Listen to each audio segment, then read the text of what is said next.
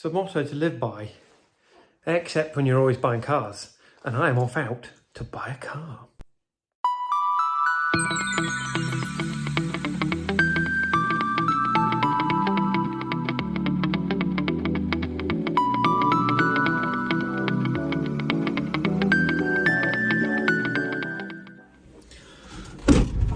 So, can you tell what it is yet?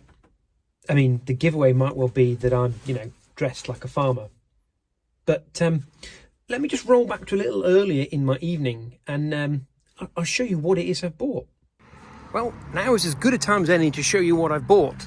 I've bought a Land Rover, and you'll notice it's at the side of the road because it's already broken down. Luckily, this bit's working fine.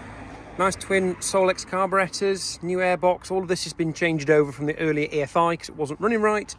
But my brakes appear to be seized, even though we've had a new master cylinder. So who knows what is going on, but I can definitely confirm I'm an idiot.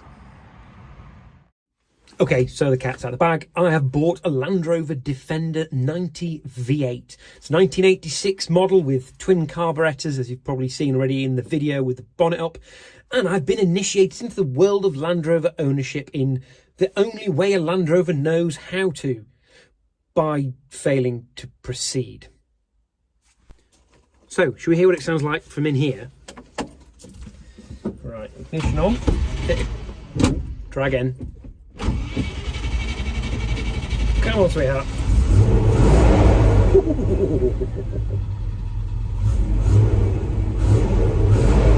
So it has got a massive viscous fan on the front of the engine instead of electric cooling fans, which is why all you can hear is fan. And it's got a tiny pea shooter of an exhaust on, but we'll do something about that in due course. But otherwise, sounds all right, doesn't it?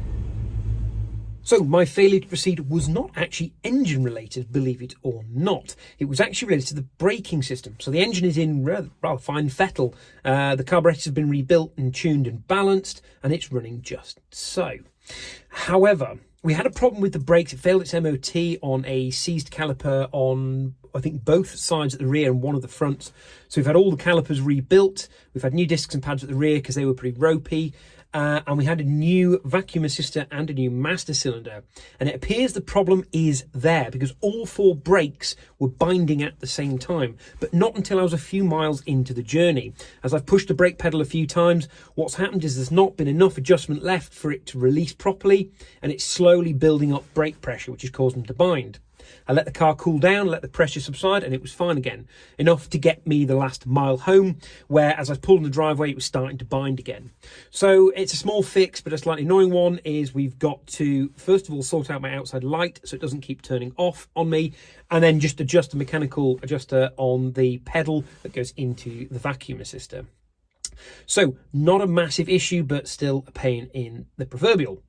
In the meantime, I'm going to walk you around some of the interesting quirks and features of this Defender 90, hopefully with a bit more light. So it is fairly Spartan in here, as you would expect.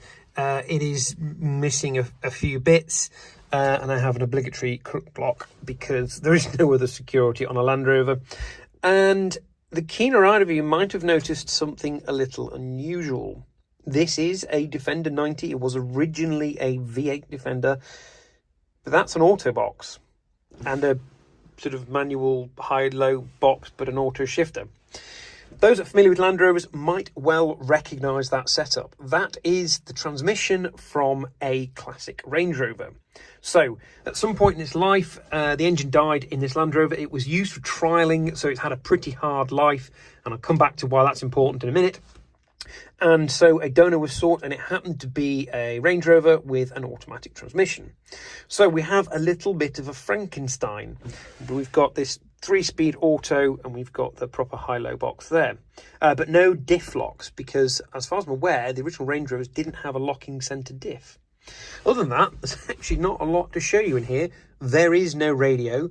There is no infotainment system. There is, no fancy lights in the wheel. There's nothing. There's a steering wheel, a fuel gauge, a speedo, and a transmission, and a handbrake that I'm not entirely convinced works. Wait, I found a feature. We have little handles to open and close the air vents. So it's got like air conditioning. Yeah. Excellent. So I can't really show you an awful lot more around the Land Rover because it's too dark. I hate this time of year for doing car stuff. Hence sitting in the cabin here and hoping it stays illuminated. If you see me randomly open the door, it's to keep the outside light of the house on. So what have I had done to it? So when I got this Land Rover, because it's had this hodgepodge of automatic gearbox from a Range Rover put in it with the associated V8, it also means it came with the Range Rover EFI, which is not what this car would have had. Now, it had the ECU installed, it did start and run, but every time it got warm, it would conk out, which just is a whole world of pain, trying to work out what's going on with the injector timing, trying to work out if the EFI is even working, and they're notoriously difficult anyway. So the decision was taken to strip all of that out. So we took the EFI off, new manifold on with the original twin carburetors it should have had. Most of the bits were with the car anyway that had come off the original engine, so there was just a few bits to source, including the airbox on the top and what are called the phone handles, which is kind of like semicircular tubes that go from the airbox into the throttles. And then the garage that's done the work for me has set all the carburetors up because as much as I love classic cars, carburetors, while I understand how they work, are effectively black magic. Why is this light not coming on? There we go. I could edit all of this out, but I really can't be bothered because I've got a Land Rover to fix now, which I think is termed a full-time job. Anywho, what else is there? So because it's got Defender axles and it's got a Range Rover box and centre diff and all the bits, gubbins here, in the, whatever you call that lot, in the middle, the stuff here, it didn't have a prop shaft that fits. So we've had to have a prop shaft made. So I have now got a prop shaft that fits and we've got full four-wheel drive back. We had to do the brakes, which I've already mentioned, which is part of the problem why it's seizing. We've done the carbs, got the engine set up. And there was a bit of welding. The outrigger right under the seat where I'm sitting had rotted through, but actually the rest of the chassis is pretty solid. The bodywork is a bit frilly. I mean, you can probably hear that the door I keep opening is a bit loose. I'm pretty sure I could pull that off if I wanted. The bonnet is a bit clunky when you open it, and I'm told if it rains outside, it rains pretty much inside. Although this tin top here is relatively new and rust free, which is quite nice. Clearly put on at some point afterwards because the main chassis and bodywork is green. This is like a nice dark grey metallic. It's actually one of the bits I like the most about it is this sort of solid interior. What I didn't want was a rag top, because if you have a rag top, it's not very secure. At least this has got a proper window, albeit God knows that's not very secure at the best of times.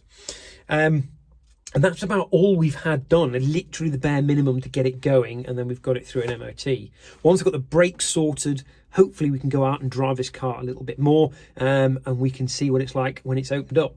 However, in the short journey that I have driven it, I've already discovered the first major problem with driving it on the road, is driving it on the road. While it has 4 brand new tyres, I refurbed the wheels that came with it. By refurbed, I sat and acid cleaned them at home and gave them a bit of a polish, took all the weights off, and they've been cleaned up to put the new tyres on with new weights. But the gearing, so I mentioned earlier this car had been built for doing trialsing, off-roading, and somewhere in amongst the transmission there is a very, very, very low ratio set of gears, i.e. I thought the auto box was not going properly into top gear until I went right down into first and pushed it all the way through into top, and it tops out at about 45, 50 miles an hour, like absolutely flat out, pedal to the Axminster. So I have a feeling we might be changing ratios on axles so that it can actually be used on a road. As in, it drives like it's in low box. I mean, not quite that bad, but you know, I'd like to be able to travel at more than 50 miles an hour, or at least travel at 50 miles an hour without the engine absolutely revving its nuts off, because it's just noisy and not very fuel efficient. So these are all problems we're going to have to work through. Where the money's going to come from to do all these jobs, who knows? But we'll get there one way or the other. So yeah, welcome to, I would argue, the dumbest automotive channel on all of YouTube. I'm sure Hoovy's Garage might have a few things to say about that, but show me a car as stupid as this that you've bought. To be fair, you'd know how stupid it was if you could see the bill I've just had from the garage, but we'll save that for another day, because I think Mrs. Automotive Tales watches some of these videos and she really doesn't need to know what that bill was. Right, as the outside lights have gone off again, I'm going back inside because it's dark and it's winter. So that's it for this episode of Automotive Tales. Wish me luck trying to get this thing moving again. Why do I keep buying cars? Why am I such a...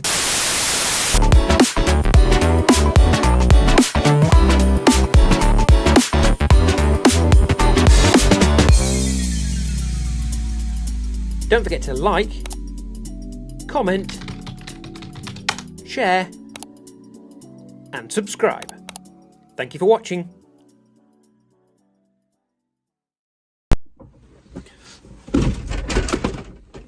Nope, that did not go as planned.